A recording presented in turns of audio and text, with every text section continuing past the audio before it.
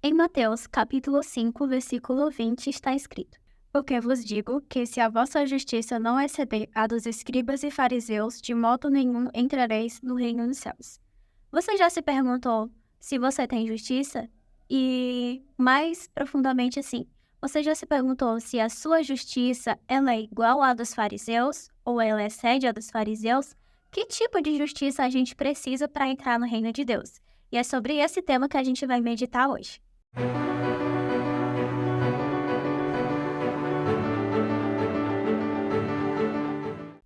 Fala família, Geração Ruiós, é um prazer estar novamente aqui com vocês.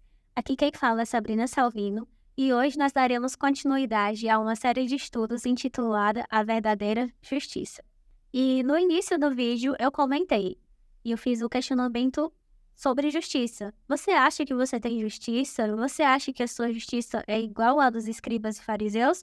Ou você acha que a sua justiça excede a dos escribas e fariseus? E é sobre esse tema que a gente vai meditar hoje. Para começarmos, eu queria ler uma história para vocês. Essa história aconteceu com Napoleão. Napoleão, ele tinha um jovem oficial do seu exército.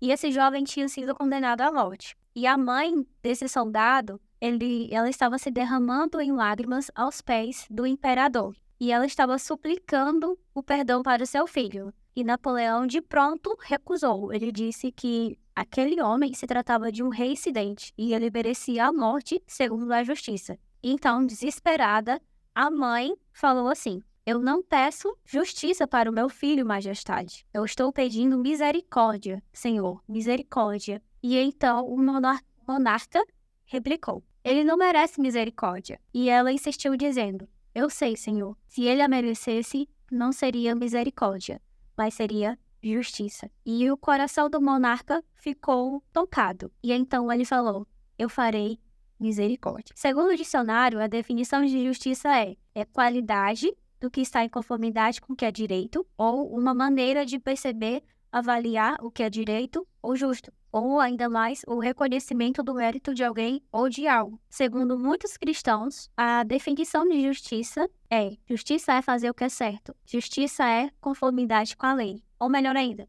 justiça é santidade, ou melhor ainda dizendo, justiça é amor. E todas essas expressões, todas essas definições parecem ser muito boas e muito convincentes. Mas existe uma que melhor se encaixa nessa definição. É uma definição mais completa e ela abrange totalmente a definição de justiça. E ela pode se definir em uma palavra: Jesus. Jesus é a mais completa definição de justiça. E se a gente pensar que justiça é igual a Jesus, as outras definições elas se tornam totalmente inadequadas. Porque, pense comigo, se fazer justiça é fazer o que é certo, qual seria a única coisa que você precisaria para ter justiça ou para ser uma pessoa justa? Fazer o que é certo. E se justiça fosse o mesmo que agir corretamente? Tudo que você precisaria para ser uma pessoa justa seria agir corretamente. E, no entanto, quantas pessoas a gente não vê aí no mundo com boas intenções ou agindo corretamente? Quantas pessoas ou até mesmo empresas não divulgam seus produtos dizendo que eles são ecológicos,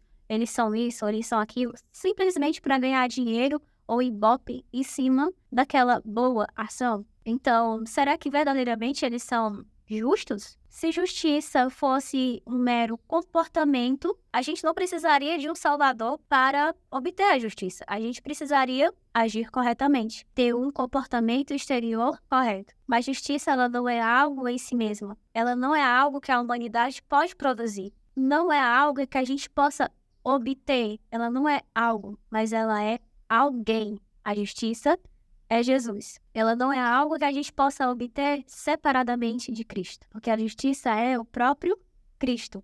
Portanto, a melhor definição de justiça é Jesus. E sem ele, não há justificação. Nós vamos ler agora João, capítulo 5, versículo 38, 39 e 40.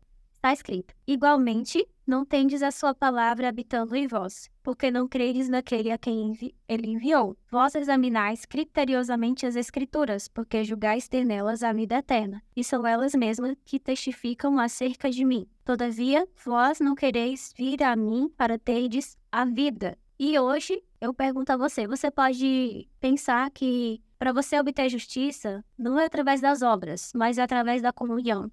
Você pode pensar assim: nossa, para mim obter justiça eu preciso ler a Bíblia ou eu preciso orar. Mas vamos lembrar do conselho que o próprio Jesus deu para os fariseus. Vocês examinam as Escrituras, porque vocês julgam ter nelas a vida eterna. Mas vocês não vêm até mim para terem a vida eterna. Ou seja, a justiça que eles buscavam nas Escrituras era a parte de Jesus. Eles não liam as Escrituras para ter uma vida de comunhão com Cristo. Eles não liam as Escrituras porque eles amavam a Cristo, porque eles queriam um Salvador. Mas eles estudavam as Escrituras porque eles queriam ser justos diante da humanidade.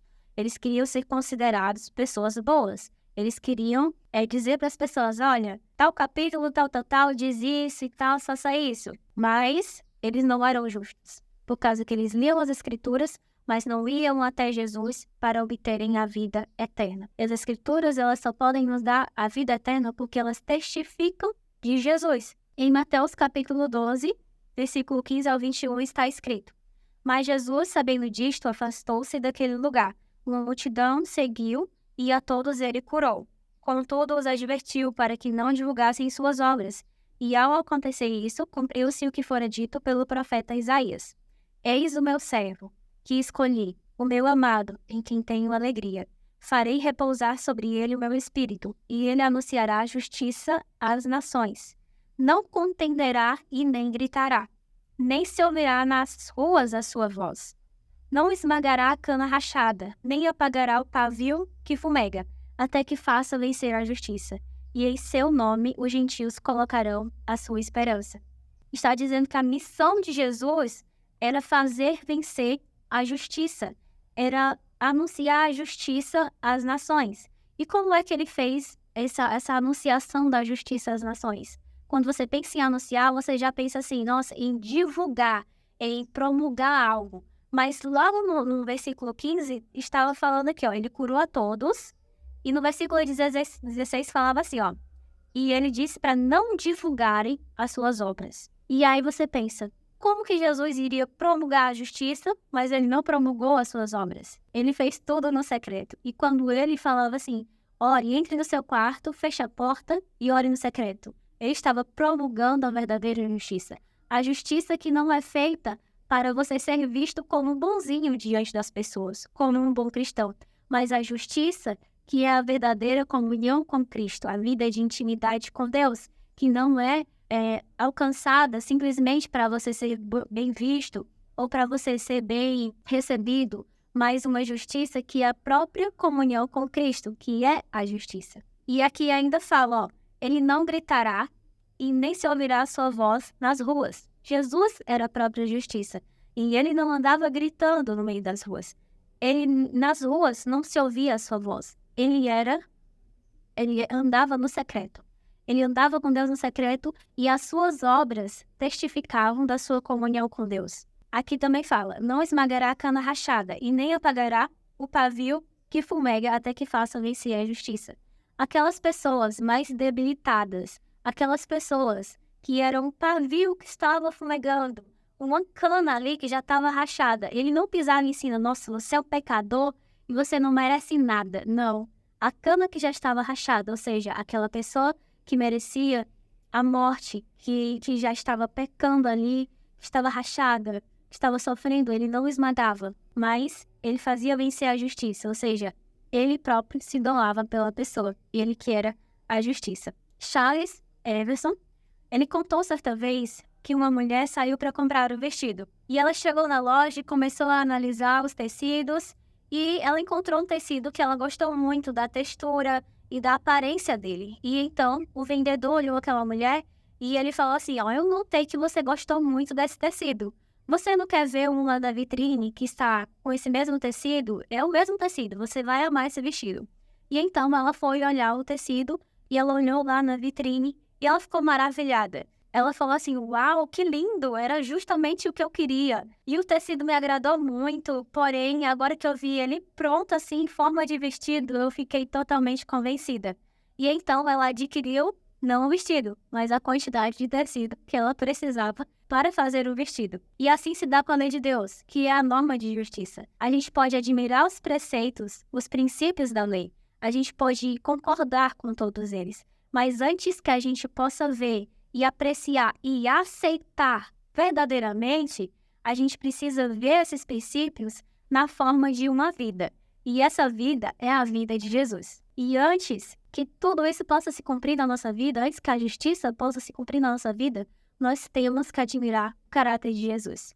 E por isso que a vida eterna é esta, que conheçam a Ti como o único e verdadeiro Deus. E então, quando nós vemos a Jesus, o nosso coração é conquistado, e quando nós o recebemos, nós recebemos a própria justiça. Então, as pessoas não vão mais se perguntar o que eu devo fazer para receber a justiça, ou por que eu devo fazer boas obras para isso é receber a justiça. E então, as pessoas não vão mais se perguntar o que eu devo fazer para obter a justiça, ou por que eu devo fazer as coisas para obter justiça, né?